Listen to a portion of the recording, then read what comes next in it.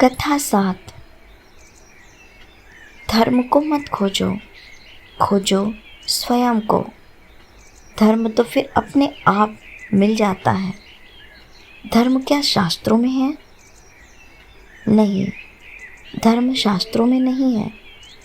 शास्त्र तो है मृत और धर्म है जीवंत स्वरूप। वह शास्त्रों में कैसे हो सकता है? धर्म क्या संप्रदायों में है?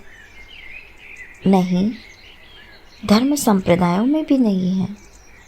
संप्रदाय है संगठन और धर्म तो है निज की अत्यंत निजता। उसके लिए स्वयं के बाहर नहीं, भीतर चलना आवश्यक है। धर्म स्वयं की श्वास श्वास में है, बस उसे उगाड़ने की दृष्टि नहीं है। धर्म स्वयं के रक्त की बूंद में है, बस उसे खोजने का साहस और संकल्प नहीं है। धर्म तो सूर्य की भांति स्पष्ट है, लेकिन आंखें तो खोलो। धर्म तो जीवन है, लेकिन शरीर की कब्रों से ऊपर तो उठो। धर्म जड़ता नहीं है, इसलिए सो नहीं, जागो और चलो। जो सोता है वह खोता है, जो चलता है वह पहुंचता है, जो जागता है वह पाता है। एक राजा संसार के सर्वोच्च धर्म की खोज में था। वह युवा से बूढ़ा हो आया था, लेकिन उसकी खोज पूरी नहीं हो पाई थी।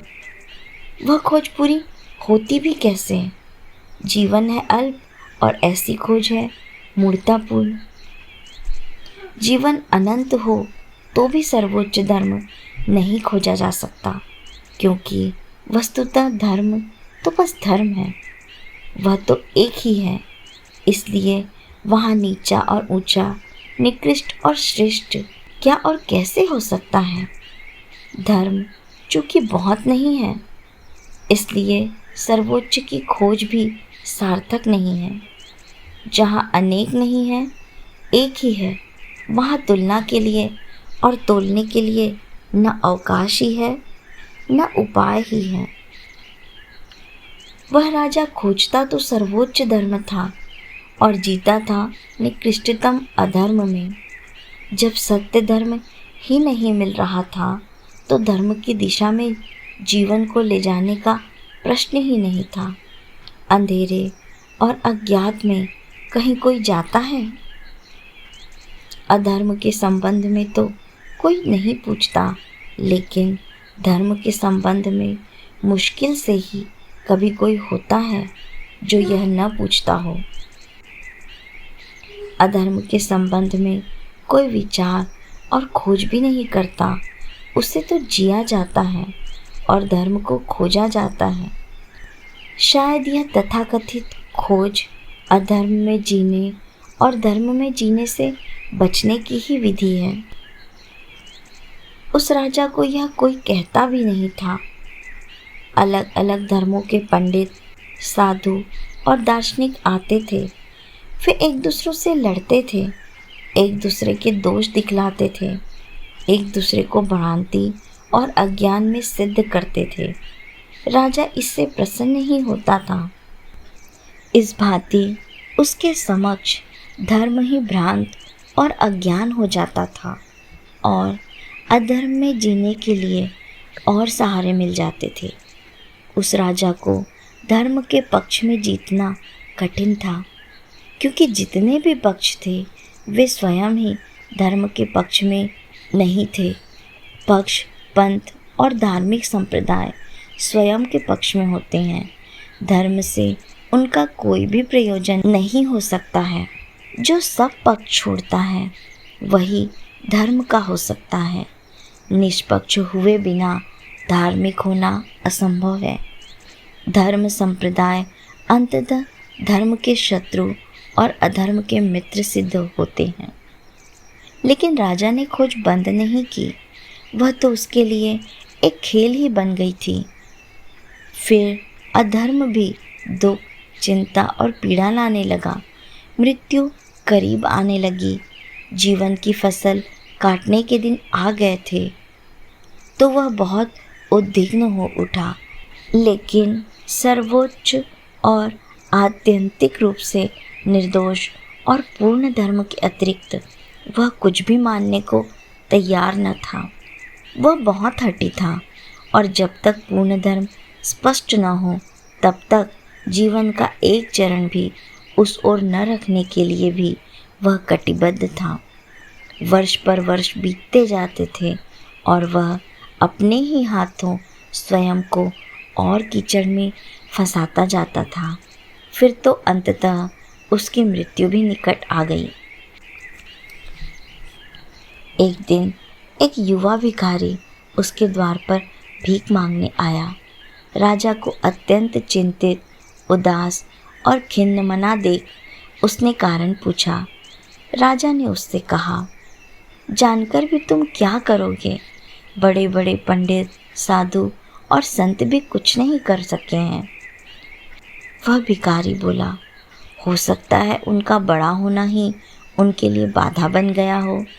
फिर पंडित तो कभी भी कुछ नहीं कर सके हैं। वस्त्रों से पहचाने जाने वाले साधु और संत भी क्या साधु और संत होते हैं? राजा ने उस भिखारी को गौर से देखा। उसकी आंखों में कुछ था जो भिखारी की नहीं, सम्राटों की ही आंखों में होता है। इसी बीच वह भिखारी पुनः बोला, मैं तो कुछ भी नहीं कर सकता हूँ। असल में मैं हूँ ही नहीं, लेकिन जो है वह बहुत कुछ कर सकता है। उसकी बातें निश्चित ही अद्भुत थीं। राजा के पास आए हजारों समझाने वालों से वह एकदम ही भिन्न था। राजा सोचने लगा कि ऐसे दिनहीन वेश में यह कौन है। फिर भी प्रकटतः उसने कहा, मैं सर्वोच्च धर्म की खोज कर जीवन को धर्ममय बनाना चाहता था, लेकिन यह नहीं हो सका और फलतः अब अंत समय में मैं बहुत दुखी हूँ। कौन सा धर्म सर्वोच्च है? वह भिखारी खूब हंसने लगा और बोला, राजन, अपने गाड़ी के पीछे बैल बांधने चाहे, इससे ही आप दुखी हैं। धर्म की खोज से जीवन धर्म नहीं बनता। जीवन के धर्म बनने से ही धर्म की खोज होती है।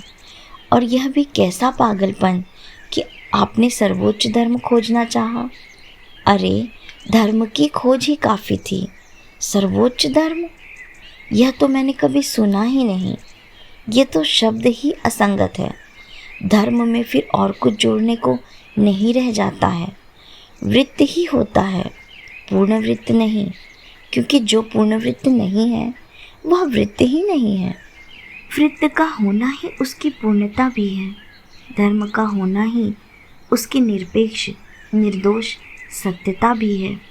और जो सर्वोच्च धर्म को सिद्ध करने आपके पास आ रहे हैं, वे भी या तो आपसे कम पागल नहीं थे या फिर पाखंडी थे। जो जानता है वह धर्मों को नहीं, धर्म को ही जानता है। राजा ने विहल होकर उस भिखारी के पैर पकड़ लिए। उस भिखारी ने कहा, मेरे पैर छोड़ें, मेरे पैरों को न बांधें। मैं तो आपके भी पैरों को मुक्त कराने आया हूँ। राजधानी के बाहर नदी के पार चले, वहीं मैं धर्म की ओर इंगित कर सकता हूँ। वे दोनों नदी के तट पर गए। राजधानी की श्रेष्ठतम नावें बुलाई गईं, लेकिन वह भिखारी प्रत्येक नाव में कोई न कोई दोष बता देता था। अंततः राजा परेशान हो गया। उसने भिखारी से कहा, महात्मन, हमें केवल एक छोटी सी नदी पार करनी है। इसे तो तैरकर भी पार किया जा सकता है। छोड़ें इन नावों को और चलें, तैरकर ही पार चले चलें। व्यर्थ ही विलंब क्यों कर रहे हैं? वह भिखारी जैसे इसकी ही प्रतीक्षा में था। उसने राजा से कहा, राजन, यही तो मैं कहना चाहता हूँ। धर्म पंथों की नावों के पीछे क्यों पड़े हैं? क्या उचित नहीं है कि परमात्मा की ओर स्वयं ही तैर चलें? वस्तुतः धर्म की कोई नाव नहीं, नावों के नाम से सब मल्लाहारों के व्यवसाय हैं। स्वयं तैरना ही एकमात्र मार्ग है। सत्य स्वयं ही पाया जाता है, कोई और उसे नहीं दे सकता। सत्य के सागर में स्वयं ही तैरना है, कोई और सहारा नहीं है।